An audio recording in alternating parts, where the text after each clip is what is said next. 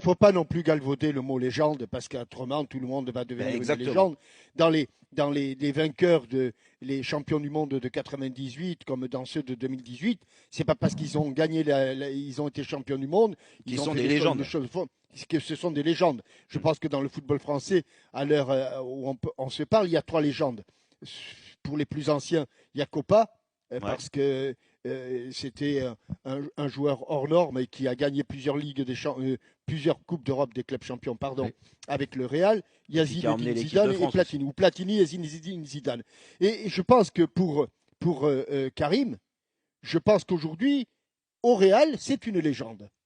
Ah, bien sûr. Ouais. Je pense qu'au Real, c'est un joueur majeur du Real.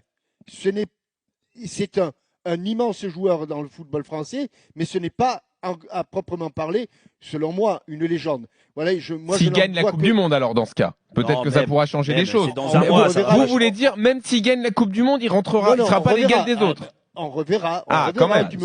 On verra comment ça se passe, mais c'est toujours pareil.